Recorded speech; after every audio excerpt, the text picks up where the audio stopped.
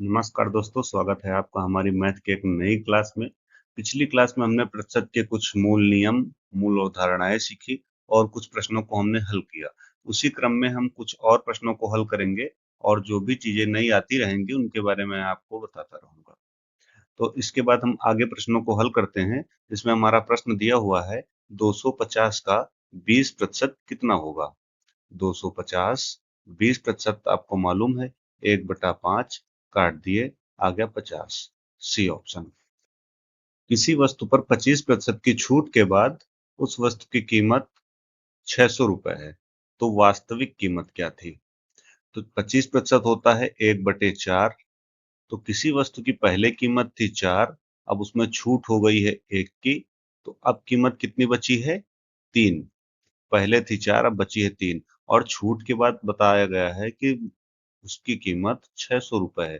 3 की वैल्यू हो गई 600, तो 1 की वैल्यू हो गई 200, तो 4 की वैल्यू कितनी हो जाएगी 800। आपका आंसर ऑप्शन सी हो जाएगा। अगले प्रश्न में आइए। यदि एक वस्तु की कीमत में पहले 20% की वृद्धि और फिर 10% की कमी की जाए तो कुल प्रतिशत परिवर्तन बताइए।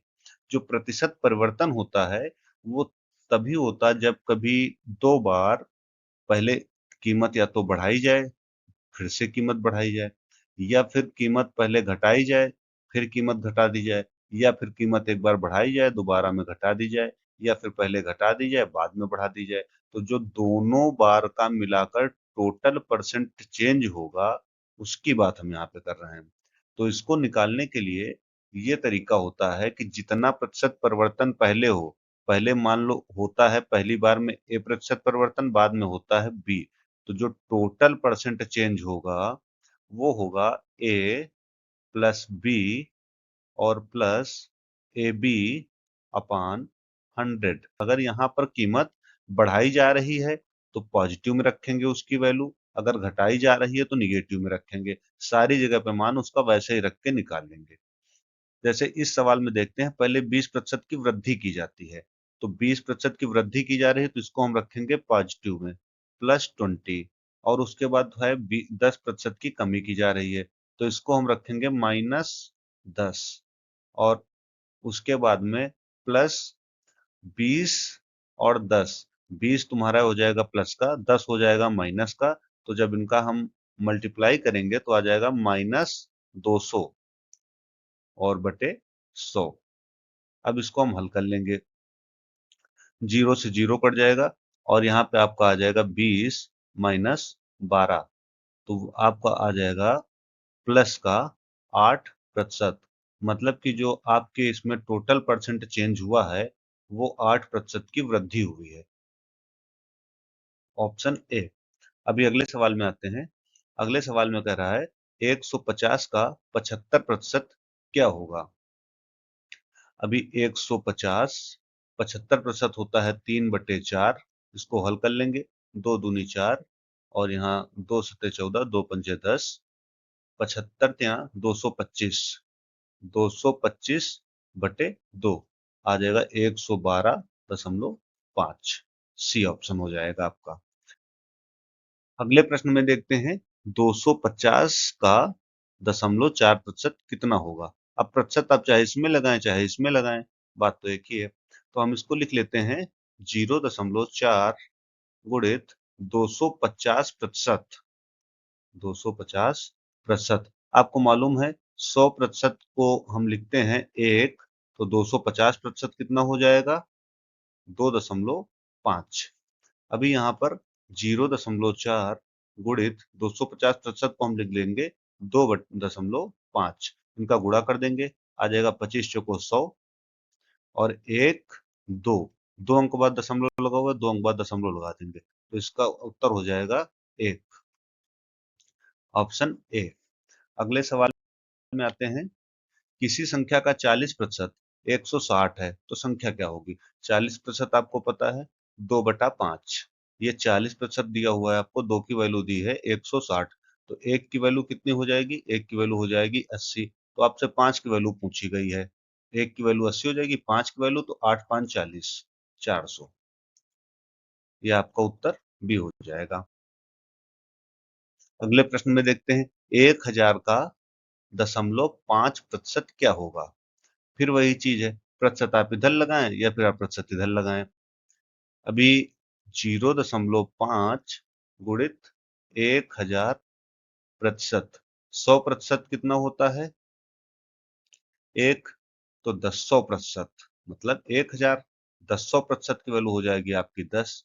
तो यहाँ पे अब लिख लेंगे 0.5 गुणित 10, इनका गुणा कर देंगे, आ जाएगा 10 25 50, एक अंक बाद दशमलव लगा हुआ है तो यहाँ पे लगा देंगे दशमलव, तो आपका उत्तर हो जाएगा 5।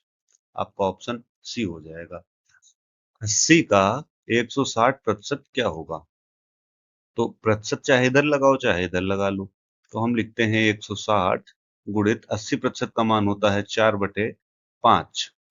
अब इसको हल करेंगे, 5 से काट देंगे तो 16 दूनी 32, और 32 को 4 से गुणा कर देंगे, 32 गुणित 4, 32 दूनी 64, 64 दूनी 128।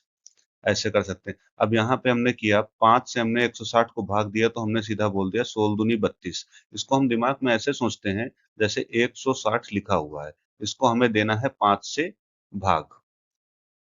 इसको जब हमें भाग देना है तो हम अपने दिमाग में ये चीज बनाते हैं कि ये यहाँ पे दोनों में हम 2 से गुणा करा देते हैं, ऊपर भी और नीचे भी। अब हमारा क्या हो गया, 16 दूनी 32, 320, और नीचे हो गया 5 दूनी 10, जीरो से जीरो कट जाता है, हमारा ऊपर 32 हो गया। इसीलिए जब भी कभी 5 से अगर आपको भाग देना है तो आप जिस संख्या को भाग दे रहे हैं उसे आप 2 से करा दीजिए गुणा, और एक अंक दशमलव खिसका दीजिए। जैसे अगर अभी यहाँ पे कोई एक संख्या आपके पास लिखी हो, जैसे हम यहाँ पे लिख दें 70, अगर लिख दिया हमने, ठीक है, इसको हमको अगर 5 से देना है भाग तो सीधे हम कर देंगे 7 दूनी 14, ठीक, क्योंकि 70 दूनी होता है 140, और एक अंक दशमलव यहाँ पे हम खिसका देंगे तो एक जीरो हट जाएगा, उत्तर आ जाएगा 14। तो इस तरह अगर आप भाग देंगे तो आपको थोड़ा और समय आपका बचेगा, ठीक। तो इसका हो जाएगा उत्तर 128। अब अगले प्रश्न में देखते हैं। अगला प्रश्न दिया हुआ है किसी संख्या का 35% 210 है तो संख्या क्या है? 35%, ये आ रहा है आपका 5 के गुणा में आ रहा है, तो इसको हम 5% की वैल्यू कितनी होती है? 5% की वैल्यू होती है 1/20, तो 5 सते 35, 35% की वैल्यू हो जाएगी 7/20। अब यहाँ पे आपसे बोल रहा है 35% कितना है? 210 है, तो 7 की वैल्यू कितनी है? 210। तो एक की वैल्यू कितनी हो जाएगी? 7 त्रुक 21, 30।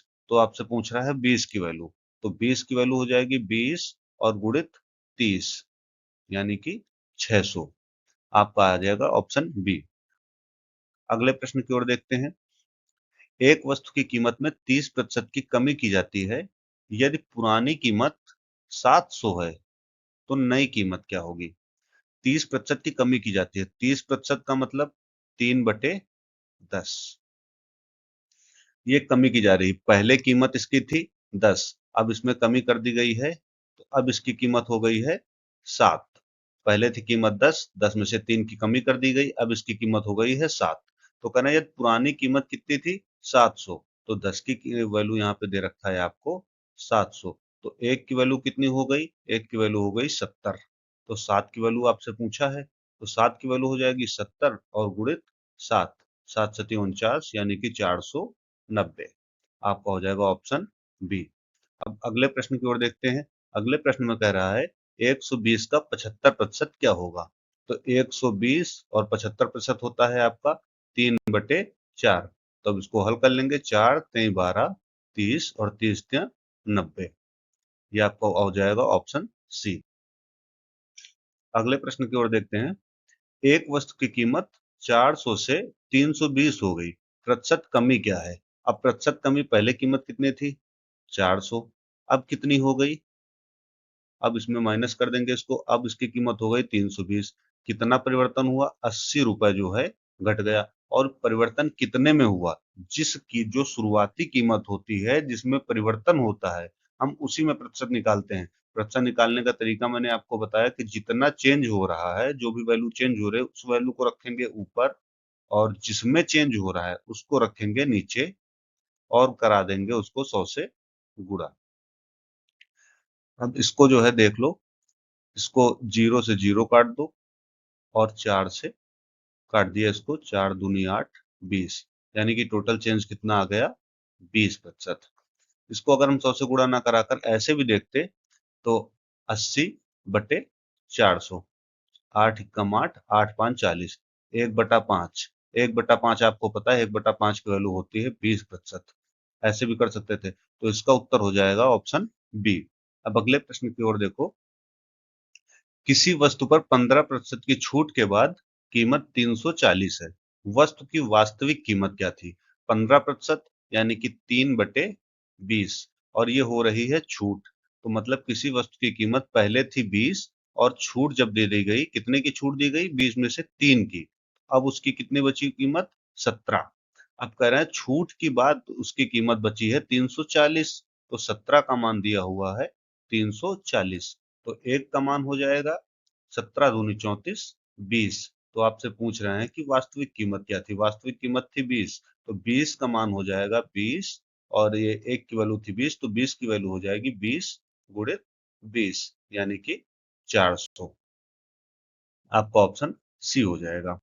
अगला प्रश्न है 80 का 90% क्या होगा? अब यहाँ पे लिख लिया 80 और इसको लिख लिया 90। प्रतिशत है, बटे में 100 कर दो, 0 0 काट दो, 9 अट्ठे 72। आपका हो जाएगा ऑप्शन बी।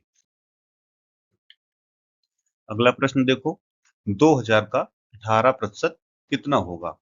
अब इसमें प्रतिशत इधर लगाएं या इधर लगाएं? हमने लिख लिया 18, और 2000 मतलब 2000, 100 का होता है 100%, का मान हम लिखते हैं 1, तो 2000 का लिखेंगे 20, 18 और इसको हल कर लेंगे, 18 दूनी 36, 360। ऑप्शन हो जाएगा बी। अब अगले प्रश्न में देखो, किसी वस्तु की कीमत में पहले 10% की वृद्धि और फिर 20% की कमी की जाती है, कुल प्रतिशत परिवर्तन क्या होगा? जैसे अभी एक सवाल थोड़ी देर पहले आया था, तो उसी तरह देखते हैं। पहले 10% की वृद्धि की जाती है, तो ये हम लिख लेंगे प्लस का 10, और फिर 20% की कमी की जाती है माइनस के 20, और उसके बाद में अब कह रहे हैं टोटल प्रतिशत परिवर्तन। अब इसको 20 दाहम 200 माइनस 200, क्योंकि एक प्लस एक माइनस से गुणा करेंगे माइनस आ जाएगा, 20 दाहम 200, और बटे में लिख लेंगे 100। जीरो से जीरो कट गए, अब आ गया प्लस का 10 और माइनस का 22, 20 और 2 22, तो इसमें टोटल कितना आ गया आपका? -12%, मतलब 12% की कमी। आपका हो जाएगा ऑप्शन डी। अगले प्रश्न में देखते हैं, 600 का 33 सही 1/3% कितना होगा? अब 600 33 सही 1/3% का भिन्न होता है 1/3, हल कर लेंगे, आ जाएगा आपका 200। Option B. अगले प्रश्न में देखते हैं, 500 का 2.5% कितना होगा? प्रतिशत इधर लगाएं या फिर इधर लगाएं? 2.5 इंटू 500%, 2.5 गुणित 500%, 100% की वैल्यू होती है 1, 500% की वैल्यू हो जाएगी 5। हल कर लेंगे तो आ जाएगा आपको 25 पंचे 125, 125, एक अंक बाद दशमलव लगा देंगे, आ जाएगा आपका 12.5 रुपए, 12.5 रुपए। अगला प्रश्न देखो, एक वस्तु 400 में खरीदी गई और 500 में बेची गई, लाभ प्रतिशत कितना होगा? 500 में बेची जाती है और 400 में खरीदी जाती है, तो इनको लाभ कितना हुआ? लाभ हुआ 100 रुपए का। कितने रुपए में लाभ हुआ? 400 रुपए उसने लगाए थे और उसे 100 रुपए का लाभ हो गया, तो जितना लाभ हुआ है, जितना परिवर्तन हुआ, उसको रखेंगे ऊपर, और जिसमें परिवर्तन हुआ उसको रखेंगे नीचे। बस इसको अब हल कर लेंगे, जीरो जीरो कट गए, आपका आ गया 1/4। 1/4 आपको पता है, 1/4 की वैल्यू होती है 25%। आपका उत्तर डी सही हो जाएगा। इसके बाद अगले प्रश्न में आते हैं, 900 रुपए की वस्तु पर 30% की छूट के बाद कीमत क्या होगी? 30% का मतलब होता है 3/10, तो पहले उसकी कीमत कितनी थी? 10 रुपए, छूट दी गई कितनी? 3 रुपए की, अब वह उसकी कीमत कितनी हो गई? 7 रुपए। अब कह रहे हैं कि 900 रुपए की वस्तु थी पहले, तो 10 का मान यहाँ पर दिया हुआ है 900, तो एक का मान कितना हो जाएगा? 90। एक का मान हो जाएगा 90, तो आपसे 7 का मान पूछ रहे हैं, तो 7 × 90, 9×7 = 63, 630। इसका हो जाएगा ऑप्शन बी। अगले प्रश्न में आते हैं, एक वस्तु की कीमत 480 रुपए थी, उसे 408 में बेचने पर कितने प्रतिशत की छूट दी गई? पहले उसकी कीमत कितनी थी? 480 रुपए। कितने में बेचा गया? 408 में। कितना अंतर हुआ? 80 में से 8 घटा देंगे, आ जाएगा 72। कितना और कितने में अंतर हुआ? पहले था ये 480, उसकी एक्चुअल कीमत है 480, तो नीचे लिख देंगे 480। इसको हल करेंगे इसको, बार छंग 72 और बर चौक 48, 40 आ गया। फिर इसको काट देंगे हम, दो से, दो तिया 6 और दो 20, आ गया हमारा 3/20। 3/20 आपको पता है 1/20 होता है 5%, तो 3/20 हो जाएगा, 3 से गुणा कर देंगे, आ जाएगा आपका 15%। ये ऑप्शन सी हो जाएगा। अगले प्रश्न में देखते हैं, किसी संख्या में 25% की वृद्धि और फिर 20% की कमी की जाती है, अंतिम संख्या में कुल कितना परिवर्तन हो गया? पहले 20% की वृद्धि 20 लिख देंगे, फिर 20% की कमी -20 लिख देंगे, और 25 दूनी 50 यानी कि 500। 500 बटे 100 माइनस लगाया, क्योंकि एक बार माइनस हुआ एक बार प्लस हुआ, अगर उनका गुणा करेंगे तो माइनस ही आएगा। जीरो से जीरो काट देंगे, आ जाएगा हमारा, इसको हल कर लेंगे तो 25 और -25 यानी कि 0%। तो इसमें जो परिवर्तन होगा वो 0% का होगा, यानी कि अगर किसी वस्तु की कीमत पहले 25% बढ़ाई जाए और फिर 20% घटा दी जाए, तो उसमें जो परिवर्तन होगा वो कोई भी नहीं होगा, उसका में 0% का परिवर्तन होगा। अगला प्रश्न देखिए, किसी वस्तु की कीमत 800 से 960 हो गई, प्रतिशत वृद्धि ज्ञात कीजिए। तो पहले कीमत कितनी थी? 800। अब कितनी हो गई? 960। ये कीमत कितनी बढ़ गई? 160। कितने में बढ़ गई? 800 में। 800 को रख देंगे नीचे। अब इसको कर लेंगे हल, 16 एकम 16, 16 5 80। आगे हमारा 1/5। 1/5 की वैल्यू कितनी होती है? 20%। ये हमारा हो जाएगा ऑप्शन बी। अगला प्रश्न देखते हैं, किसी वस्तु पर 2 बार 10% की छूट दी जाती है, तो कुल छूट कितने प्रतिशत होगी? पहले 10% की छूट दी गई, -10, फिर 10% की दी गई, -10, और फिर 10 दाहम 100 प्लस का हो जाएगा, क्योंकि 2 बार माइनस है। 100/100 यानी कि 1। तो 10-10 20, माइनस का 20 और प्लस का 1, यानी कि माइनस के 19%। यानी कि इसमें जो है 19 टोटल छूट पूछा गया, कुल छूट कितने प्रतिशत होगी? तो कुल छूट हो जाएगी 19% की। माइनस आ रहा तो ये छूट है। अब अगले प्रश्न की ओर देखते हैं, किसी वस्तु की कीमत पहले 25% बढ़ाई गई और फिर 25% घटाई गई, तो अ- अंतिम कीमत पर कुल कितना प्रतिशत परिवर्तन हुआ? अब इसमें पूछ रहा है, पहले 25% बढ़ाई गई 25, और फिर 25% घटाई गई 25, और फिर इनका गुणा कर देंगे, 25 गुणे 25 होता है 25, 25 है 625, माइनस 625/100। अब देखो 25 और 25 तुम्हारा हो गया 0, और में जो चेंज हुआ आपका, माइनस 2 अंक बाद दशमलव लगा देंगे, तो -6.25%। यानी कि माइनस है तो इसमें प्रतिशत परिवर्तन 6.25% की कमी होगी। जिस सवाल में अगर सेम प्रतिशत पहले उतना ही प्रतिशत बढ़ाया जाता है और फिर उतना ही प्रतिशत अगर घटा दिया जाता है, तो उसमें जो टोटल होगा चेंज वो हमेशा माइनस होगा। और कितना माइनस होगा? सेम ही प्रतिशत है। जैसे मान लो पहले किसी वस्तु में a% बढ़ाया गया और उसके बाद में a% घटा दिया गया, तो उसमें जो प्रतिशत परिवर्तन होगा वो a² बटे 100% होगा। इसमें जैसे था 25% पहले बढ़ाया गया, फिर 25 घटा दिया गया, तो 25 का स्क्वायर हो जाता है 625। 100 से करेंगे इसको भाग, आ जाएगा 6.25, 6.25, और इतना ही आपका सिर्फ परिवर्तन होगा, कीमत घट जाएगी। अगले प्रश्न में देखो, ए की आय बी से 20% अधिक है, तो बी की आय ए से कितने प्रतिशत कम है? देखो ए आपका हो गया इधर, बी हो गया इधर, कह रहे हैं 20% अधिक है। 20% का मान कितना होता है? 1/5। अधिक यानी किसी के अगर 5 है तो जिसकी अधिक होगी उसकी हो जाएगी 6। एक की है अधिक, तो एक की हो गई 6, बी की हो गई 5। अब पूछ रहे हैं कि बी की आय ए से कितने प्रतिशत कम है? बी की आय कितनी कम है? 1। किसमें कम है? 6 में। तो नीचे रख देंगे 6। 1/6 की वैल्यू होती है 16 सही, 2/6 3%। आपका हो जाएगा ऑप्शन ए। अगला प्रश्न देखो, यदि किसी वस्तु की कीमत में 20% की वृद्धि हो और फिर 20% की छूट दी जाए तो अंतिम कीमत पर प्रतिशत परिवर्तन क्या होगा।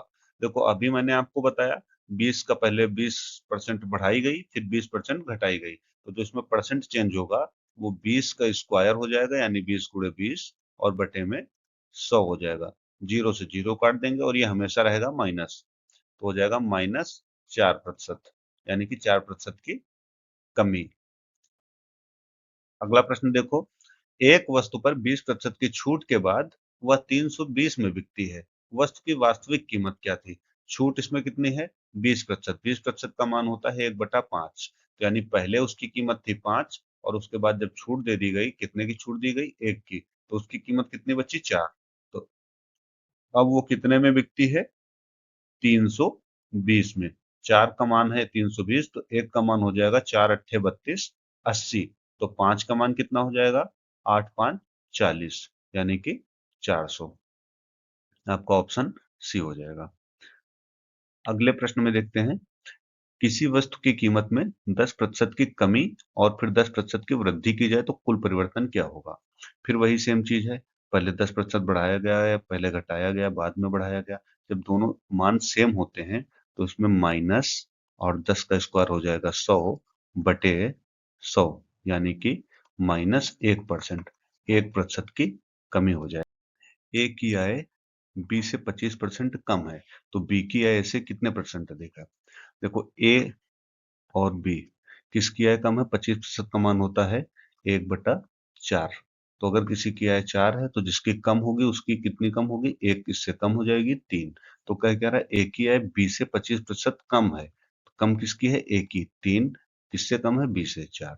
अब क्या करें, बी की आय ए से कितने प्रतिशत अधिक है, कितना अधिक है बी की, 1, किसमें अधिक है ए की कितनी है 3, तो 1/3, तो इसका मान कितना आ जाएगा 33 सही 1/3%। आपका ऑप्शन ए। और अगला प्रश्न देखो, x का 25%, y का 40% है तो x अनुपात y क्या है। x का 25% यानी x गुणित 25% का मान होता है 1/4 और y का 40%, 40% का मान होता है 2/5।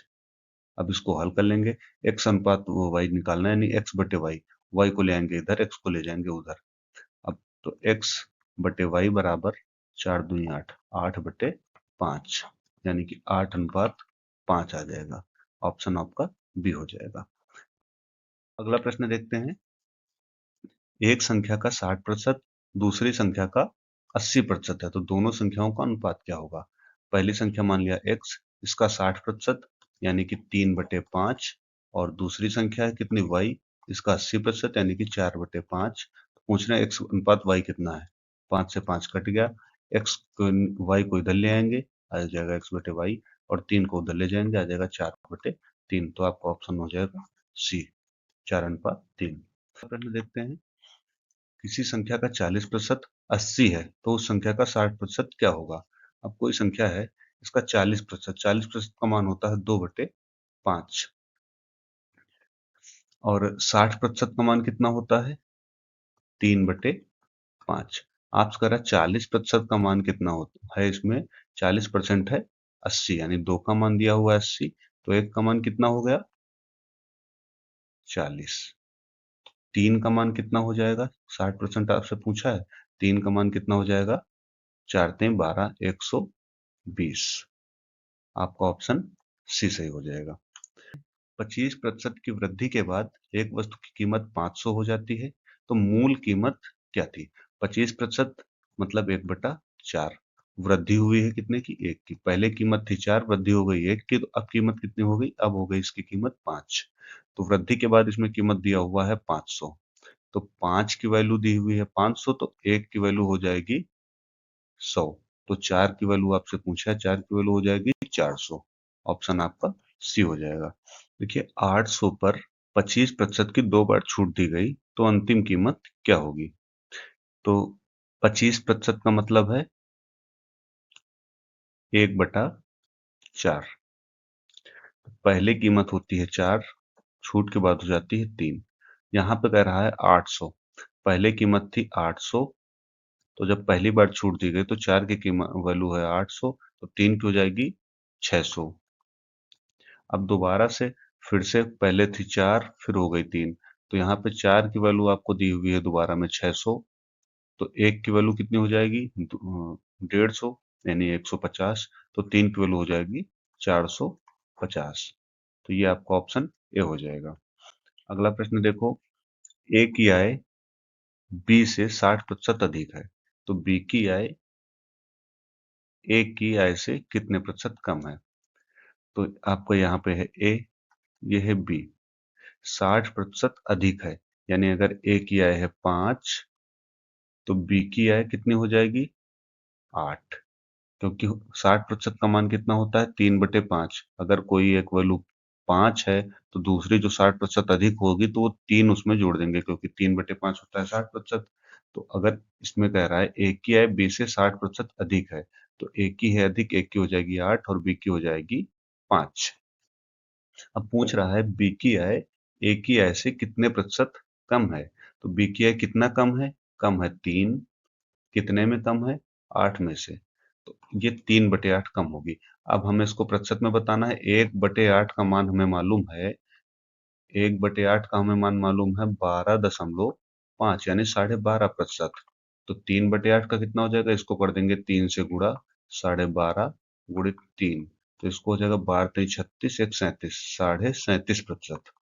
ये इसका जो है हमारा उत्तर आ जाएगा। कितना कम है, बी की आय ए से 37.5% कम है।